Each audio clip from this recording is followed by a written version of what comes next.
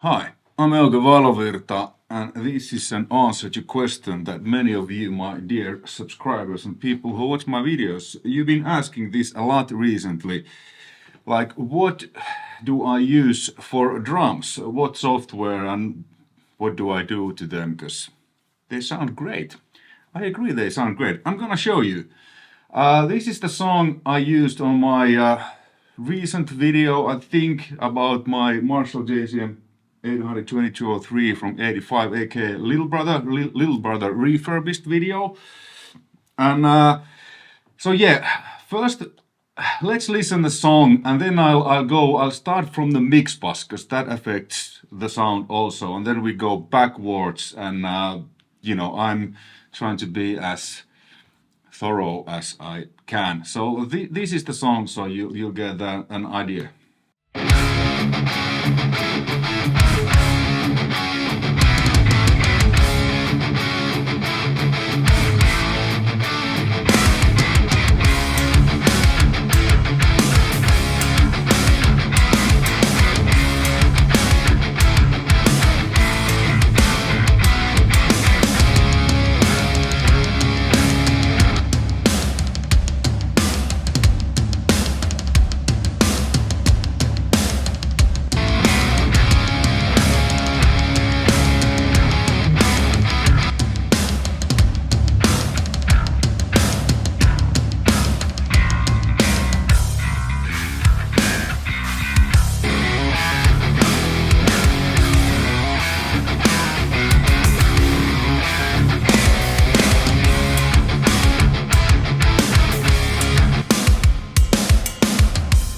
Okay, let's paint this one. Mixbus. I'm not sure if I've revealed my Mixbus before. This has been my Mixbus for past couple of years. I mixed the forthcoming CYHRA album, several EPs that are forthcoming, which I can't tell what bands they are because I don't think those releases have been announced. I mixed House latest album, same Mixbus. So first thing there is a Steven Slade. It's like a summing mix. It emulates the summing mixer of certain analog mixing consoles. I'm using 4KG. I like this the most. So and it kind of adds a little bit drive and width and stuff. Well, let's listen.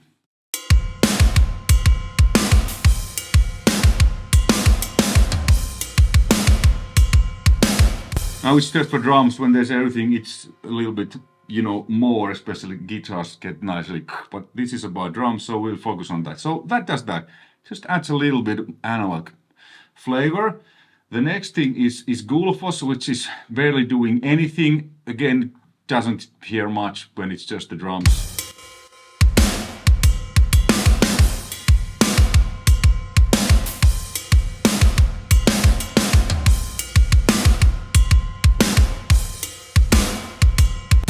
There's not much difference now, and it's very subtle. Then a bass compressor, this does a lot. It's controlling it here.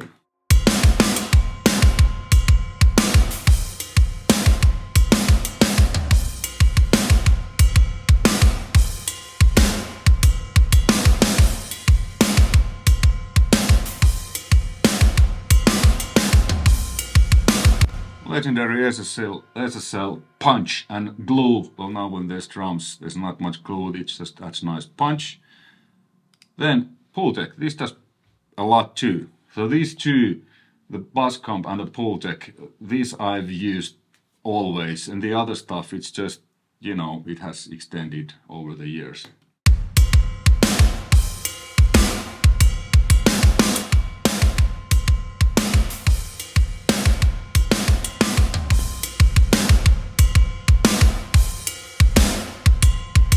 Yeah, it's louder when the Pultec, but there's also more low end and more top. Not much, just like, I think this is 5 dB when it's at 10, so it's just like dB and a half of 60 Hz and 10K with narrow, broad bandwidth. Then the next thing is this one. It's basically as a widener. Yes, it's louder when I bypass it, but this is gain staging, so what comes next if I don't do this, I'm hitting the next two things too hard.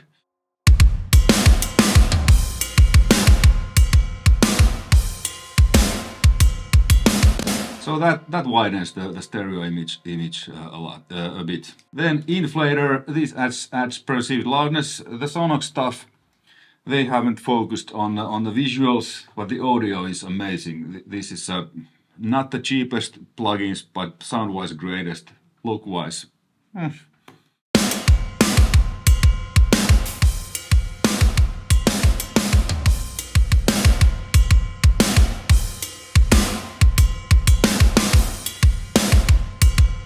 It adds a nice punch and a little bit loudness. The last thing is limiter. I'm not boosting anything. It's just to keep the red lights out.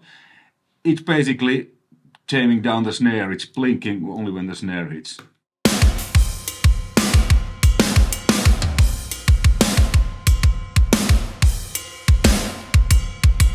See here, there's not much difference. It's just to keep the red lights off. And it adds a tiny bit something.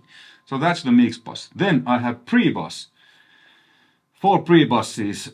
These were first mainly so that I can sidechain vocals. So whenever the vocals are singing, it's ducking certain frequencies from the drum and bass bus, dB, ducking kind of upper, mids, highs from guitars, tiny bit, so there's more space for vocals, and tiny bit on keyboard. So this was the initial thing for me, because I wanted to control what the vocals are ducking, because vocals are the most important in a song where there's vocals and drums.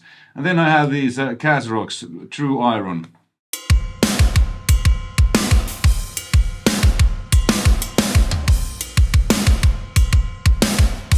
This emulates transformers. It's quite subtle, but I like it.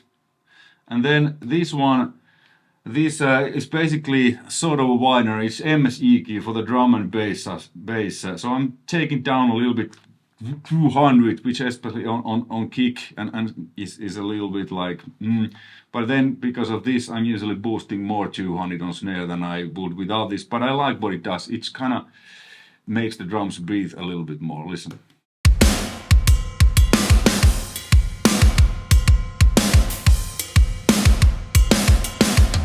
And it widens the drums because I'm boosting 6K on sides, you know, the cymbals. It just sounds wider and not as bloated, the whole, and because there's bass also on this bus. Let me actually show you with the bass what this does.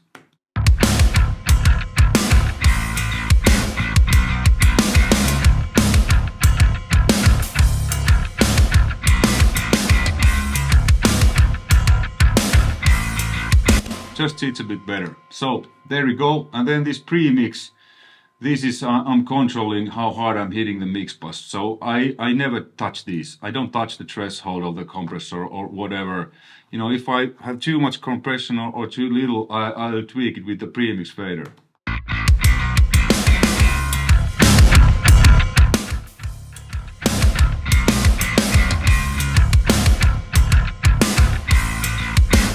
.9% I don't touch this, because when I have my drums and bass, I do those first pretty much always. It should be around a couple of dB of compression.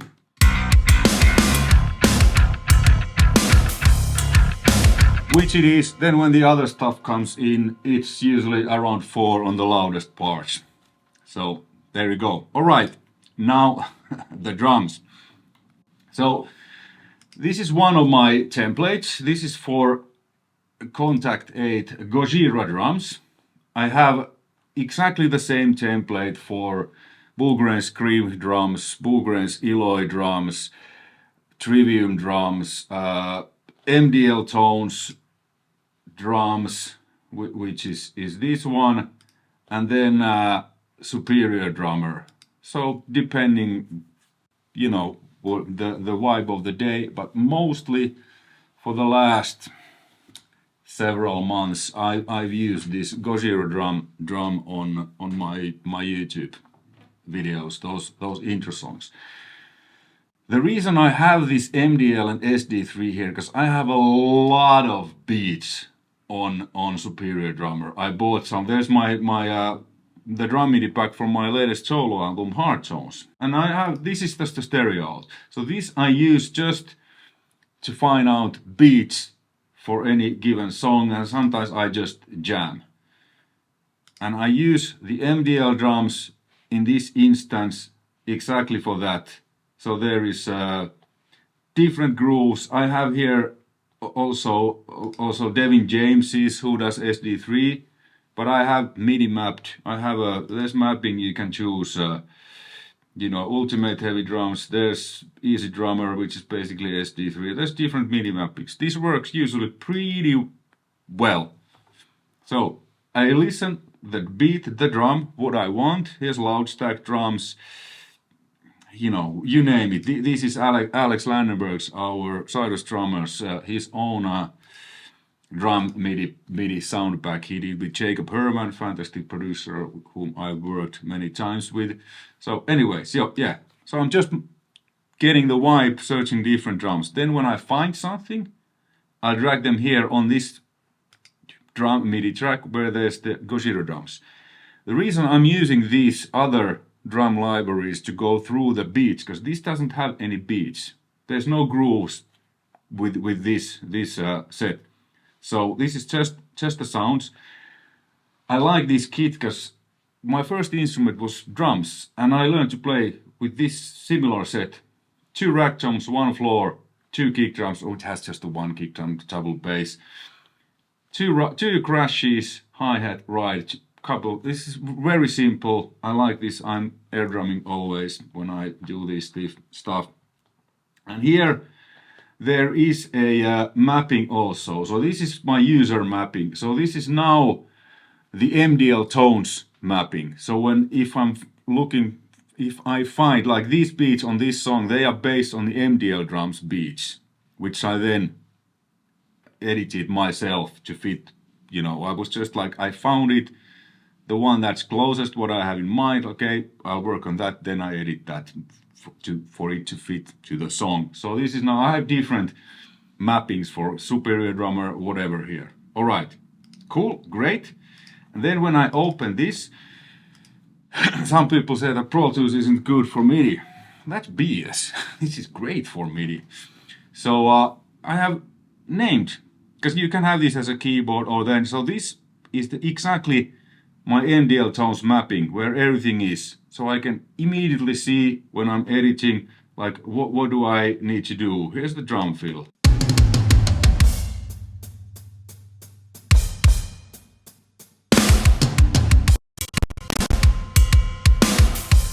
Like this beat originally from the MDL, it was like a lot of kick drums, more snares and stuff, but I just wanted to, I like the ride of this beat, because I had a certain beat in mind. So then I used this original beat just because of the ride, then I edited the kick and snare myself and the fills.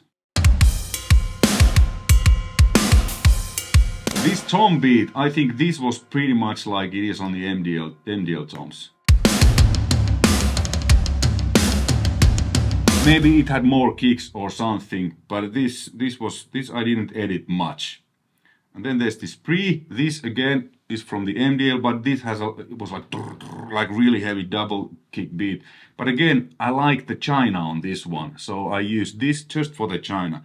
It's a kind of pain in the ass to edit cymbals. It takes a lot of time because you need to do the velocities that it sounds natural, and so I usually just whatever beat I have in mind, if it's hi-hat, crash or China, I'll find a beat in my library where I'm liking the China, the hi-hat or the crash. The rest I usually do myself because that's a lot easier to program fills and kick and snare.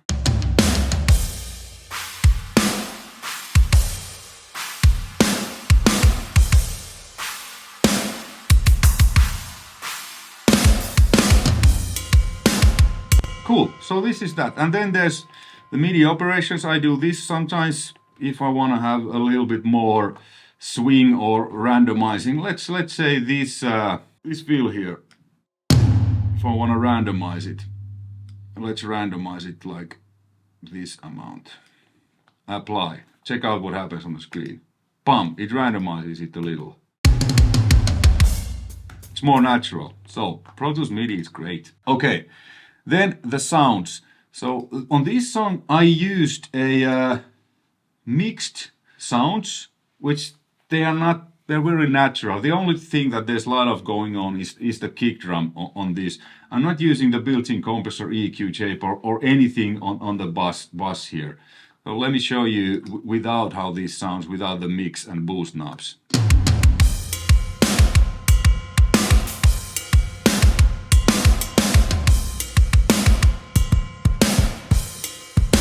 As you hear, the kick drum is like it is. It needs a lot of work, but the snare and toms and rooms, they sound really good because I have mixed these here a little bit. But sometimes I use this like this, then I do completely myself. On this one, you know, I just decided this sound, the mixed sound here worked for this song.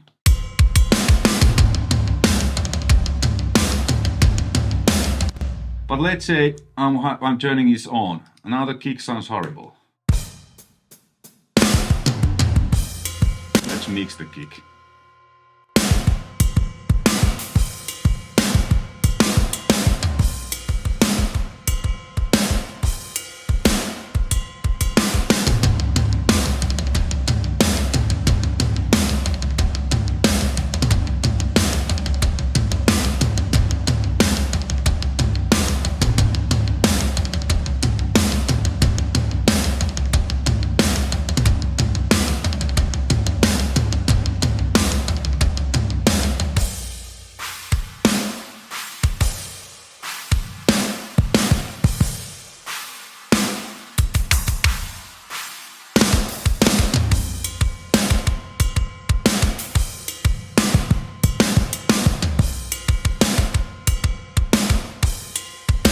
Kick sounds pretty cool. So the usual, checking out the cardboard, you know, 200 almost, well, entirely.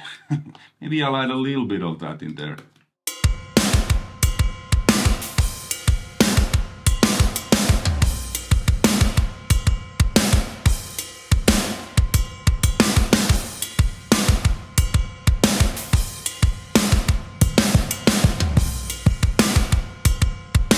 Pretty hefty, 20:1 ratio compressor, like 10 dB of compression. Sounds great. I love the SSL compressor on pretty much anything. And the channel strip in general. So what I did, I boosted the crap out of 8K, a little bit of 3K, took out almost everything of 200 and then boosted like 7 dB of 57 Hertz. Cool. So sometimes I do this. But let's move this back to the where I'm only taking a little bit of the 200 because the kick drum, the mixed kick drum here, I think it had a bit too much of that 200 mud.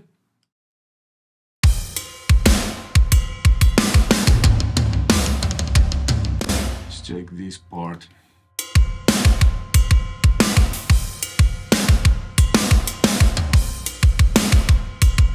Checking out a little bit more of that. It was a bit bloated. Cool. And then there is, let me show you this. So I basically the tape on every input.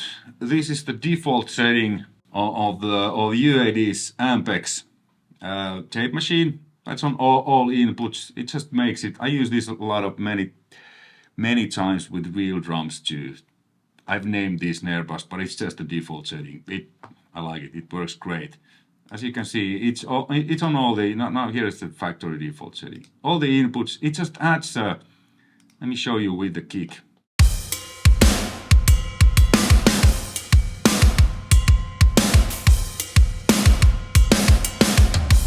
Add some weight to everything. And then I have this low control on the kick, which adds a little bit of that sub woof, that woof, what I like on guitar sounds.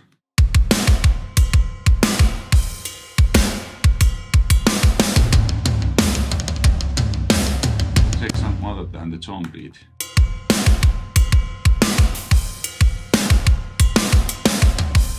It's 2%. If you're watching this with phone or laptop, you don't hear any difference because this is 60 Hertz, 2 dB 2% boost of 60. So it's, but if you have good system, you'll hear that it's just, it feels like more heavier.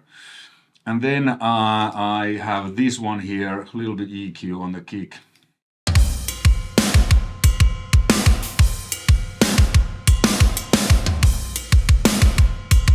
Again, boosting a little bit more, checking out some 120, and then these are the frequencies I cut from with guitars too. I really don't like the 3K and 6K on anything.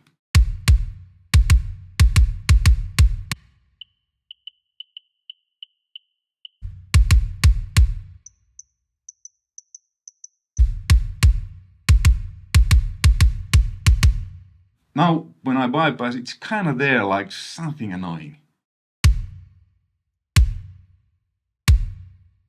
Now I can listen to this really loud and nothing is, you know, creating ear fatigue to me. My ears are really sensitive to these frequencies, so many times I just took them out X amount of dBs. Here it was 6 dB, minus 6 dB. So that's the kick. The snare, it's the same. Let's see what I have. And yeah, on a kick, I really like the 4K G. It's kind of like, it just blooms a little bit more than the 4K E. On all the other drums, I have the 4K E. So, snare.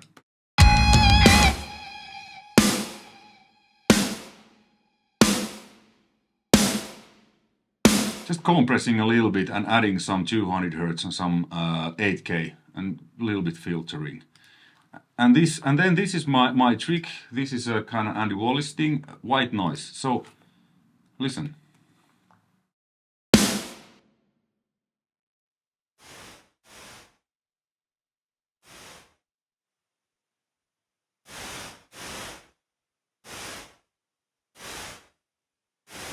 So what I'm doing, I'm sending a signal from the snare to this sidechain input, and if I take this gate and expander out, you hear only the white noise.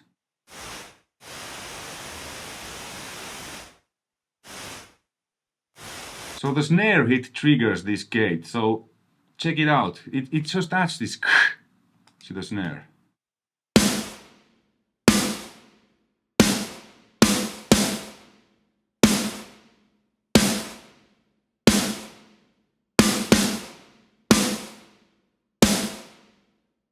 Just a little bit, it makes it a little bit wider. White noise. And then I also have harmonizer in there, which makes the white noise wider. And it's set to 666, because that's the number of the beast. Okay, and toms, there's the tape, there's some compression. I didn't EQ the toms at all, they sounded great. Great on this one. Hi-hat on cymbals, I pretty much have the soothe. This is you know, taming down some upper mids, taming down some, again, upper mids on cymbals and stuff. So very standard stuff, what I do. And then let's check out the room. I think I compressed the room a little bit.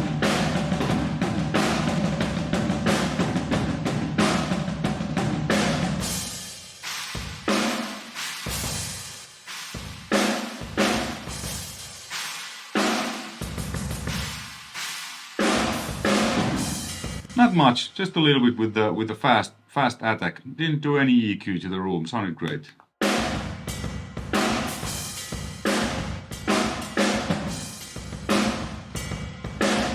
Now the compression just adds nice sustain to the sounds.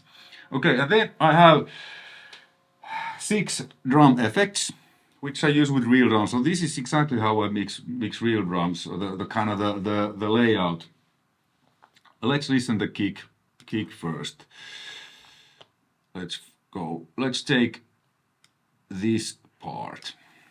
Okay, and now I'm gonna bypass these all, so you hear what they do on the kick. Yes, there is a little bit reverb on kick. Actually, 3 different reverbs.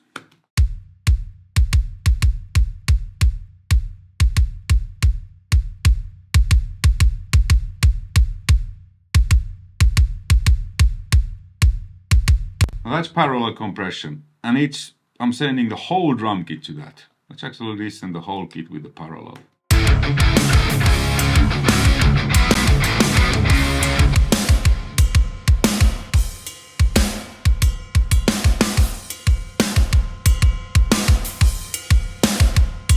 thickness, and there's a parallel EQ also. I'm boosting 30 Hz and 8K. This has been set up like this for years. I don't touch this. Just how much I'm sending from this one. So I'm looking for around 8 dB of compression.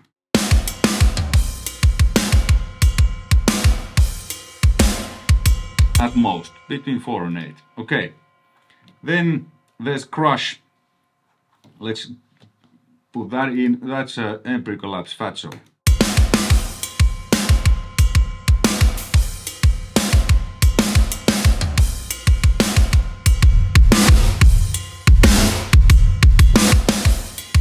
It's brutal. It's just distortion, you know, and then I blend it according to taste.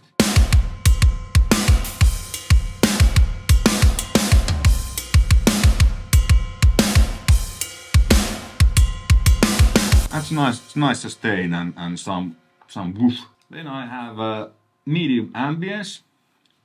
Sometimes I use just the stock Pro Tools, so then I use this. It's a preset called medium ambience.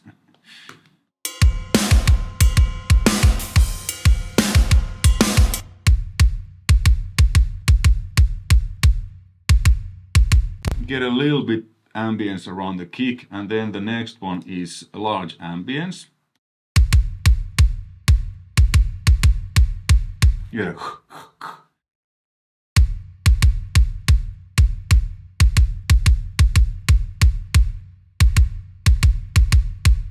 Then I have tiled room, which I don't use with kick, but I use gated reverb with kick. It's a classic AMS DMX reverb.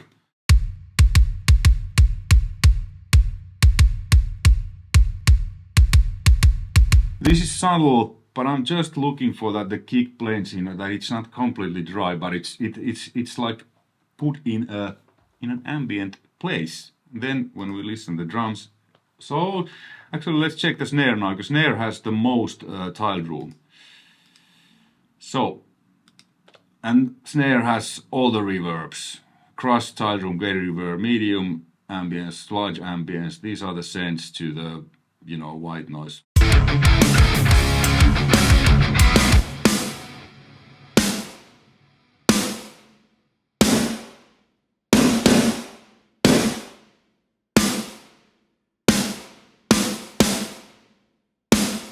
So, tiled room, Lexicon brick wall, aka tiled room. Preset. Here, it's great. Again, with snare, if I bypass these all,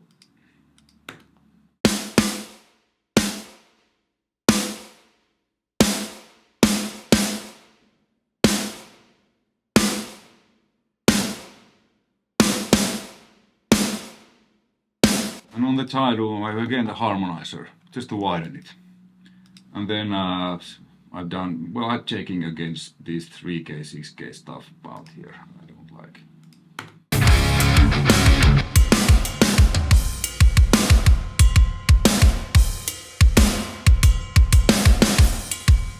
So yeah, that's how I do the drums on my my demos. Oh yeah, one thing I forgot to say, somebody probably will ask. Kick sidechain. So I'm sidechaining the kick. It sends the signal to this track spacer with that it tricks a little bit, you know, bass, so that they are not clashing.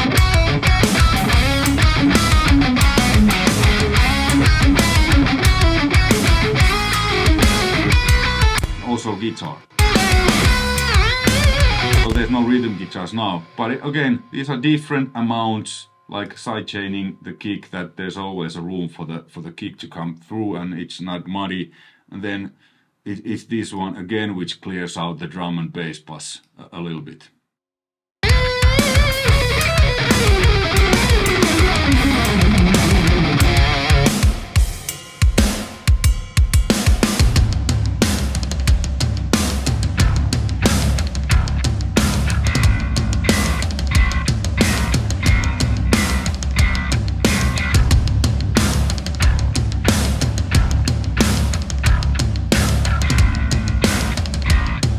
And yes, there is chorus on the bass. It's Aspects 90 symphonic.